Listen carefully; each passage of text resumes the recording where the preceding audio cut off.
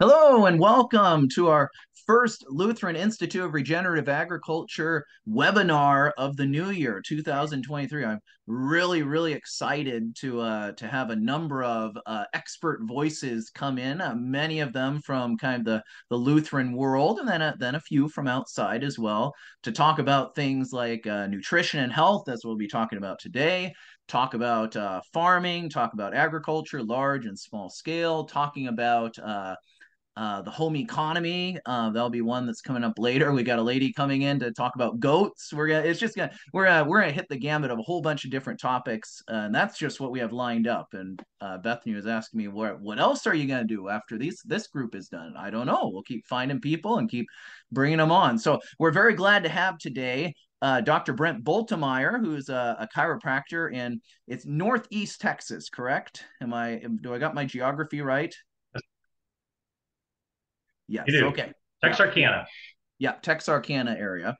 And so we're very glad to have him with us today. He's been a house guest of mine as him and a friend and his daughter came out and helped us chop trees and build fence and do all sorts of things back in October, I believe.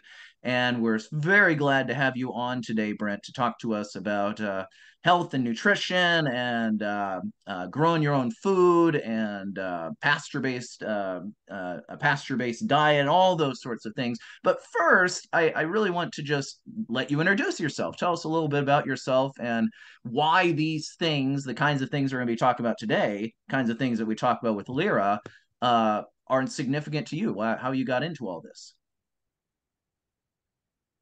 Yeah, thanks for having me. I'm looking forward to today and introducing maybe some nutritional aspects that people may not be aware of or haven't put it in making it a priority like maybe they should. I I'm a Lutheran, lifelong Lutheran. Grew up just outside of Fort Wayne, Indiana, so heart of Lutheran country. Uh, I've been a practicing chiropractor now for 32 years here in far northeast Texas. A lot of my chiropractic practice has a lot of nutritional counseling involved with that practice, and I've really enjoyed that. Sort of got into the nutritional realm because of my oldest son, who is now 28, was born with some digestive tract problems we didn't really completely figure out till some doctors from the University of Arkansas Medical Center in Little Rock uh, determined that he had celiac disease. So, in other words, he didn't produce the enzyme capable of digesting the wheat protein. So, he is a person who needs to be on a gluten-free diet. And so that sort of pushed me into more of the nutritional realm. And I've had a lot of patients over the years who have asked lots of questions on health related issues. So basically, the past 30 years, I've spent all my continuing education delving into all different aspects of nutrition, from nutritional imbalances, hormonal imbalances, blood sugar problems, heart problems, the whole gamut. So it's one of those subjects that obviously the more you learn, the more you realize you don't know that much about. But it's always been a challenge. It's like putting pieces of puzzles together and helping people out. So not only do I make supplemental recommendations, but a big portion of what I counsel is dietary in nature. And I've found out that the more I can encourage patients to change their diet and eat healthier, uh, obviously there's a direct correlation to their overall health. And it's been a really good experience for me, and I've really enjoyed it. And so that's I was able to get involved with LIRA from the beginning. I was really interested because I like the whole concept of LIRA. That goes along with a lot of the same thoughts that I've had over the years about growing your own food, raising your own livestock, eating those things right there at your own place. That's the ideal situation that hopefully everyone can try to take advantage of.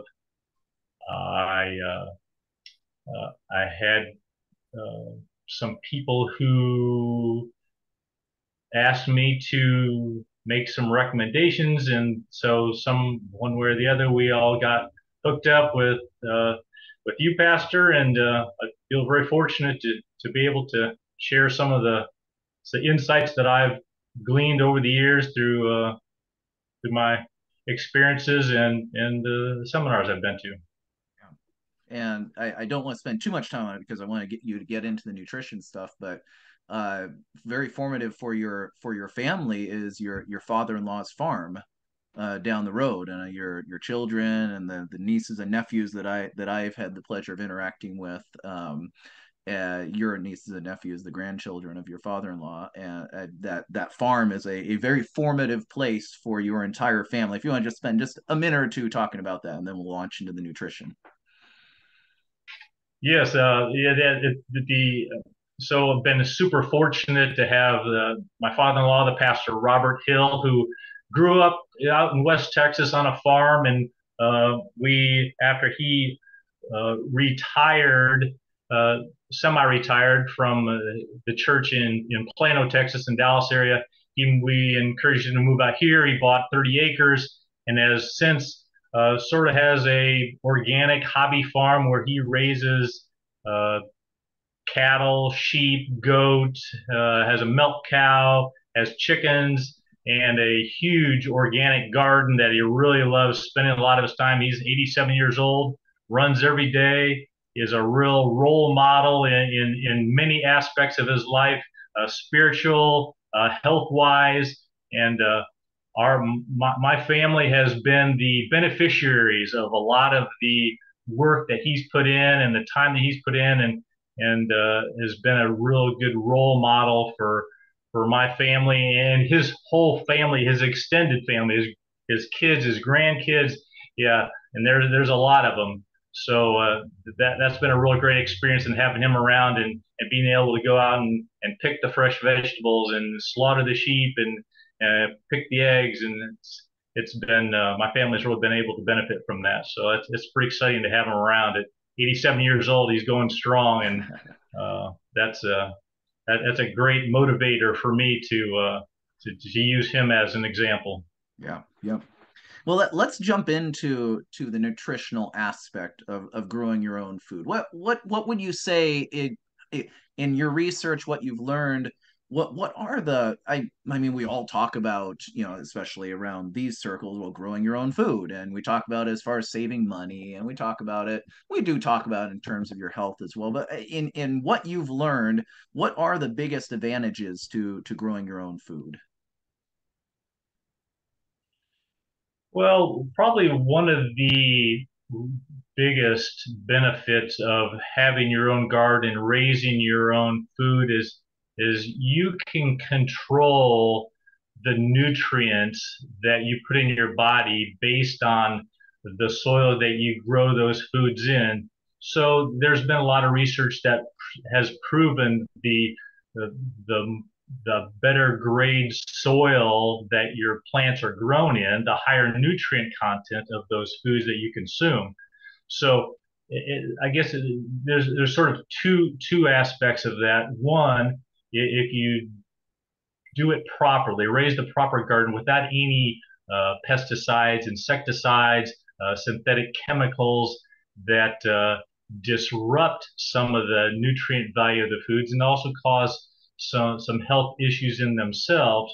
So not only are you, when you raise your own garden, you raise your own crops or your own foods, you won't have, you won't potentially be exposed to those chemicals and those detrimental chemicals that could disrupt your body's health. But and then on the other side, then the nutrient value is considerably somewhere in the ranges of 30 to 50% higher, depending on which nutrients we're talking about. That much higher in those foods that you've grown on natural organic soils. So it's a two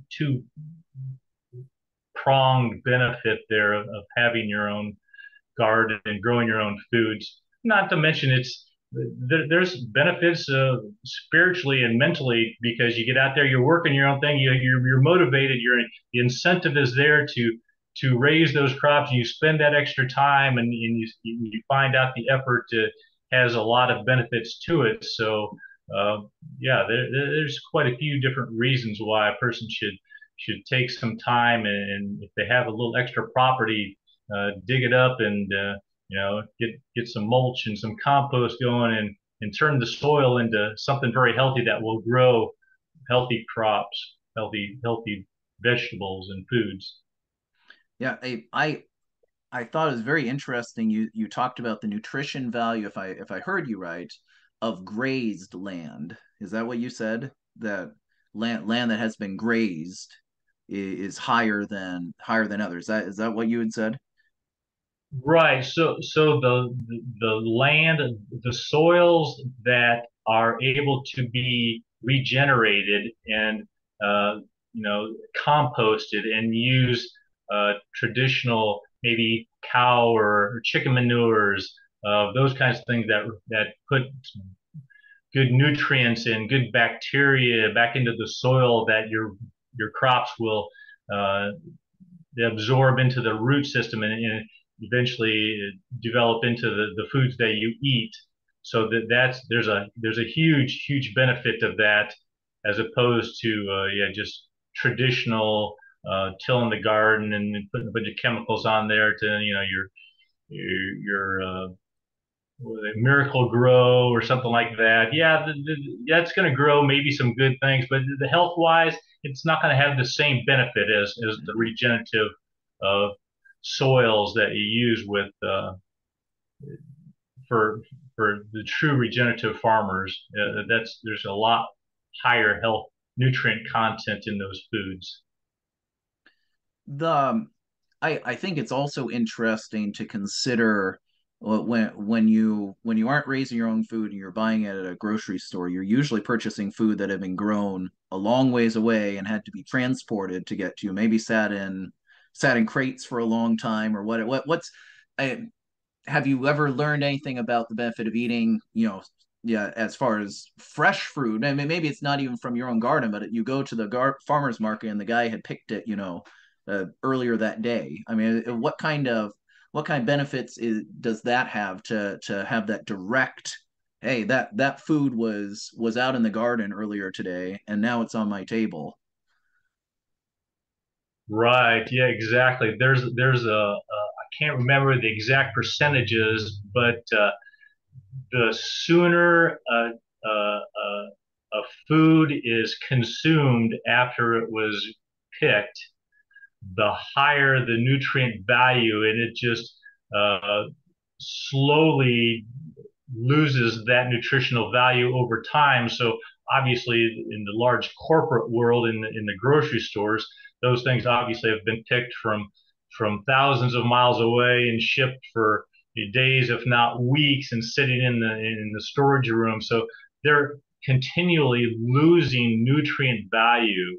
Um, so yeah, obviously, if you go to the grocery store and you don't have a choice, organic foods are going to be the way to go. But those are still the farmers market type places are going to be much better if you can find those farmers that are growing them organically or on regenerative soils. That's going to be much better. So then I have patients asking all the time, well, if I can't get those foods, then what's the next? Well, I guess frozen foods are probably the next best, but again, they've been processed even more, so they've lost some. Ideally, you'll never want to buy anything in a can or a box or a bag because those have been processed to the point where there's hardly any redeemable nutritional value to them. So I really discourage those. Usually, there's going to be some kind of access somewhere close to where you live that you can find somebody that has a garden or has a farmer's market nearby or at least a grocery store that sells organic vegetables and fruits. And that kind of gets to something that my wife and I have discussed quite a bit, and that's kind of eating seasonally. And so when you have the fresh fruits coming out of your garden or out of the local farmers market, you're eating them. If you live in a place, a little bit further south of us where you have an extended growing season, then you keep you keep getting the fresh stuff. And then the question becomes, how do I preserve that which I got from my garden to make it through the winter until I get the next crop? And trying to find the best ways. You're obviously, as you're saying, you're going to lose nutritional value in doing that, but you're trying to find the best ways to preserve something while not losing too much of the nutritional value that you've put in all your work in growing it. So it's an interesting pattern to think about. Well, yes, I can get fresh vegetables out at the grocery store all year round, but maybe there's a reason why it has a growing season. We eat it fresh for a part of the year, then we eat it preserved for the rest of the year. No, there's actually, it's interesting that you brought that up. Weston Price Foundation is one of my main sources of information that I recommend patients to look into, and they're big into traditional diets. Looking at over the years, the hundreds of years, they've looked at different cultures and how they ate pre-refrigeration and pre-packaging type centuries ago. How did they eat? And that's exactly what they did. They ate what was available at that particular time of the season. So yeah, so some parts of the year they would eat. In like the Swiss Alps, there's a group of people who basically ate in the wintertime, meats and the milk from the goats or from the cows, and the diet was different than in the summertime when they would have a few vegetables that would grow. And so there's a lot to that, I think. And I've even heard speakers in the last few years talk about, yeah, you don't try to eat certain foods. You don't want to eat a watermelon in the middle of the winter. Watermelons are grown in the summertime and they're meant to eat in the summertime.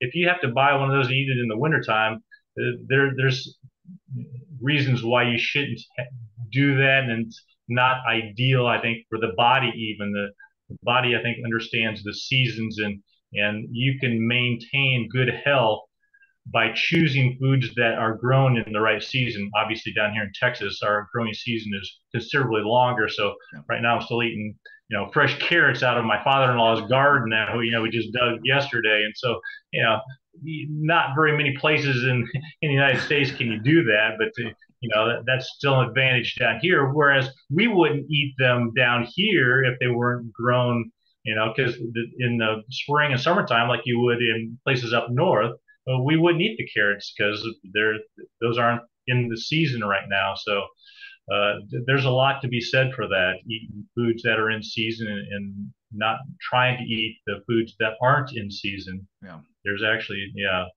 there's a lot to that. So. Well, we've talked a lot about vegetables, and so let's shift to some meat. What kind of health benefits, nutritional benefits uh, come from the proteins, and particularly proteins raised mostly or all on grass? Yeah, so this is just in the last few months, I've read a couple books on the carnivore diet. So these are medical doctors who wrote these books, and they've gone to the extreme. I'm not totally into that, but there's a lot to meats, and especially meats that are raised on regenerative farms that eat a lot of healthy grass and natural forage that's in the fields. But meat in itself has the highest nutrient content of any food you can possibly consume. So there's a lot of reasons for eating meat, not maybe only meat.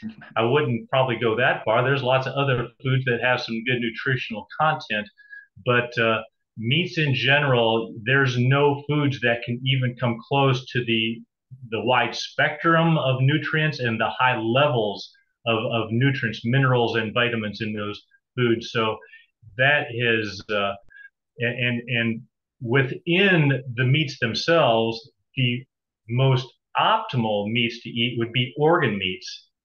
Now, for some people, for a lot of people, maybe even that's sort of that's a tough pill to swallow there per se. they unless you've actually tried it and tried different recipes, eating liver and heart and brain and kidneys and lungs, it doesn't really sound all that appealing to a lot of people. But you'd be surprised. We've eaten all those things, and I'm not saying my wife's the chef du jour, but she's very good at preparing those foods that are very easy, and all my family really seems to enjoy it. And Yeah. there's so many health benefits from that. And so we make that a critical part of our at least weekly meal plan is to eat some kind of organ meat. And there's a, yeah, if you can, again, like the farmer's market, if you can find a local uh, rancher or someone who takes good care of their livestock and raises it in healthy ways, that would be optimal to be able to take advantage of those situations where you can eat those meats. I mean, goat, sheep, chickens. I mean, cattle, livestock, beef. I mean, pork. They're all they all have a lot of different nutrient values, but again, compared to any other foods, that's the way to go. So I'm really, the more I read on that and the more I learn about the values of good healthy meats. Again, I'm fortunate because my father-in-law raises cattle and raises chickens, and we butcher the sheep and we butcher the goats and stuff. So we're very fortunate, but we share it with a lot of people and encourage them to buy that too. We've kind of that's right. We've got about 4 minutes left. We've talked a lot about soils, and that's kind of when we talk about things like regenerative agriculture, whatever. It's a soil based agriculture, so to speak. It's that's the foundation. It is good soil, building good plants, building good animals. And it's a grass. I mean, especially at the livestock, it's making good grass. And what what would you say is the number one, if people are going to start to improve their health through nutrition, what are just in the last 3 minutes here, what are just a couple things that and this may be kind of recapping what we've said already, but what are just a couple things that they can do? What would you recommend to them? So the first thing I would recommend is to look at the things that they probably need to eliminate from their diet. So sugary foods. That's always when I've given counseling to patients. The first thing we have to do is eliminate all sugar, sweet drinks, especially. But foods with high sugar content, especially stuff that has high fructose corn syrup, is that's a terrible food additive and literally has no benefit to it. But looking towards what they need to eat, again, we want to look for organic first, free range foods. So if we're talking about meats, but organically raised vegetables, uh, organically raised fruits if possible. But then, yeah, livestock that's grass fed, uh, free range, not kept in pens, not raised in pens, not hopefully antibiotic free, uh, kept away from all synthetic type fertilizers or pesticides that's been sprayed in their fields and stuff. Those things are just not healthy. So, let's look at trying to get a good balance of lots of good meats, good fats. Butter is way underappreciated as far as a health food. Heavy whipping cream, ghee, those kind of things are really good. If you're going to do some cooking, coconut oil, that's probably one of the better oils if you're going to cook in.